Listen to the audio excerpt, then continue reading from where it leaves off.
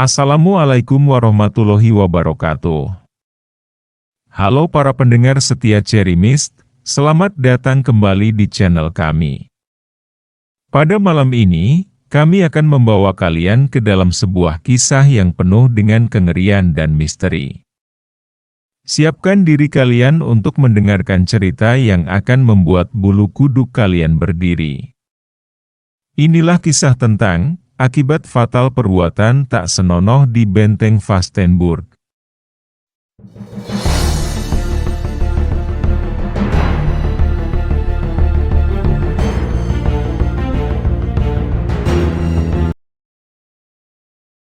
Siang itu, matahari terik menyinari Solo, namun suasana di dalam Benteng Vastenburg terasa berbeda. Udara sejuk yang menguar dari dinding-dinding batu yang tua membuat tempat itu terasa misterius dan dingin. Dua pasangan kekasih, yaitu Adi dan Maya, serta Bimo dan Citra, datang dari luar kota untuk menikmati suasana dan arsitektur benteng bersejarah ini. Mereka memutuskan untuk melakukan double date di benteng yang sudah lama mereka dengar keangkerannya. Saat memasuki area benteng, mereka disambut oleh seorang pemandu wisata, seorang pria tua dengan wajah yang terlihat lelah, namun ramah. Selamat datang di Benteng Vastenburg. Apakah kalian ingin dipandu untuk mendengar kisah-kisah menarik tentang tempat ini? Tawarnya sambil tersenyum tipis. Namun, Adi, yang merasa perjalanan mereka hanya untuk bersenang-senang, menolak tawaran itu dengan halus. "Ah, terima kasih, Pak. Kami hanya ingin jalan-jalan saja dan menikmati suasana," ujarnya. Pemandu itu mengangguk, meskipun terlihat ragu sejenak. "Hati-hati di dalam. Jangan sembarangan ya, Nak," pesannya sebelum beranjak pergi. Pasangan muda itu melanjutkan langkah mereka, tertawa-tawa sambil menikmati suasana benteng yang sepi. Saat mereka tiba di lorong menuju gedung kembar, Adi dan Maya tertinggal sedikit di belakang, sementara Bimo dan Citra berjalan lebih cepat ke depan. Di lorong itu, Adi memeluk Maya dan tanpa memedulikan suasana, mereka melakukan sebuah tindakan tidak senonoh di sana. Berciuman. Tindakan mereka di tengah lorong sepi itu seperti memicu sesuatu, sebuah kekuatan tak kasat mata yang terganggu oleh keberadaan mereka. Udara yang tadinya hanya dingin, mendadak menjadi lebih berat dan sunyi. Tiba-tiba, Maya merasa ada yang menarik rambutnya dari belakang. Ia berbalik, namun tak ada siapapun di sana. "Kamu kenapa?" tanya Adi dengan nada bercanda, namun senyum di wajahnya segera menghilang ketika melihat ekspresi ketakutan di wajah Maya. "Adi, ada yang narik rambutku," bisik Maya, suaranya bergetar. Adi menoleh ke sekeliling lorong. Tidak ada orang lain, hanya mereka berdua yang berdiri di sana. Ia mencoba menenangkan Maya, namun perasaan tidak nyaman mulai merambat di benaknya. Adi dan Maya melangkah perlahan di lorong gelap Benteng Vastenburg, suasana yang tadinya ringan berubah menjadi mencekam. Udara yang semula dingin kini terasa menusuk hingga ke tulang, seperti ada beban tak terlihat yang menyelimuti mereka. Cahaya matahari yang masuk dari celah-celah dinding benteng tidak cukup menerangi lorong panjang itu, menciptakan bayangan yang bergerak-gerak seperti mengikuti langkah mereka. Maya tiba-tiba menghentikan langkahnya. Mata yang tadi penuh keceriaan berubah menjadi terbelalak ketakutan. Napasnya tercekat, dan tangannya mencengkeram lengan Adi dengan erat, membuat Adi tersentak. "Ada apa, Maya?"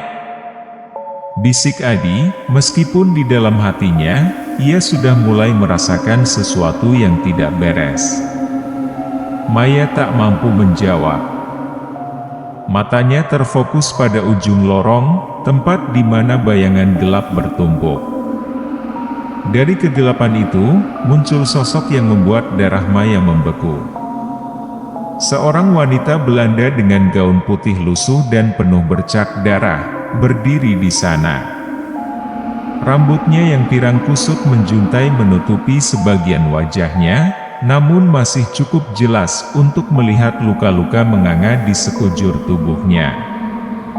Darah segar masih mengucur dari luka-luka itu, mengotori lantai batu dengan jejak merah yang mengerikan. Wajahnya bukanlah wajah manusia yang utuh, kulitnya robek-robek, memperlihatkan jaringan otot dan tulang yang menghitam.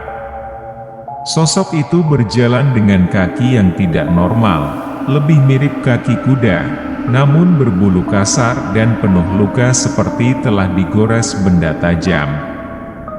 Kakinya tidak berjalan seperti manusia biasa, langkahnya tertatih, dan setiap kali ia mencoba maju, kakinya terseret, menciptakan suara gesekan kasar yang bergema di sepanjang lorong. Suara itu seperti tawa pelan yang mencekam, seakan menertawakan ketakutan mereka. Adi menelan ludah, matanya kini mengikuti arah pandangan Maya.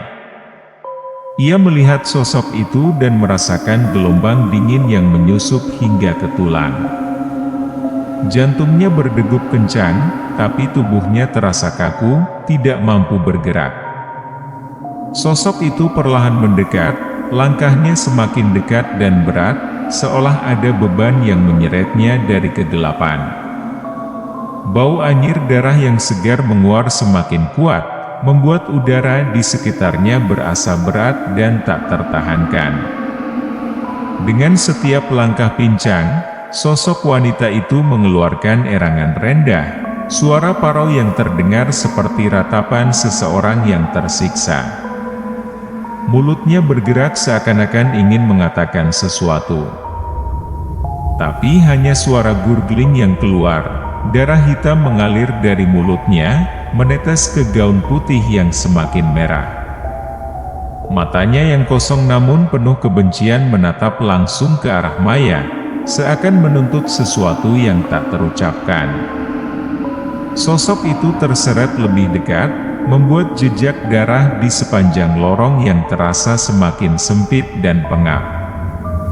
Ketika jarak antara mereka semakin dekat, Maya merasakan tubuhnya melemah. Kepalanya berdenyut, seakan-akan suara-suara itu tidak hanya datang dari luar, tetapi juga dari dalam kepalanya sendiri. "Pergi! Pergi!" Maya berteriak putus asa. Tapi suaranya hanya menggema lemah, tertelan oleh kegelapan yang mengelilingi mereka. Sosok itu berhenti tepat di depan Maya. Berdiri dengan tubuh yang goyah namun penuh ancaman. Maya menutup matanya, berharap ketika ia membuka kembali, semuanya akan lenyap.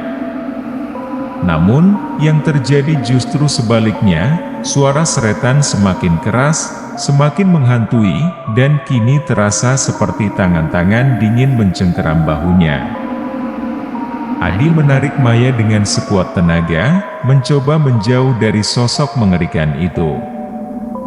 Namun, nasib berkata lain. Kaki mereka tersandung sesuatu. Keduanya terjatuh keras ke lantai batu yang dingin, tubuh mereka menghantam dengan suara nyaring yang menyakitkan. Adi merasakan perih di sikunya, sementara Maya terengah-engah di sebelahnya. Tanpa sempat berdiri, mereka terpaksa mengesot mundur dengan panik, merasakan setiap gesekan kasar lantai yang dingin dan lembab. Sosok itu terus mengikuti, menyeret kakinya yang pincang dengan suara berderak yang menyeramkan.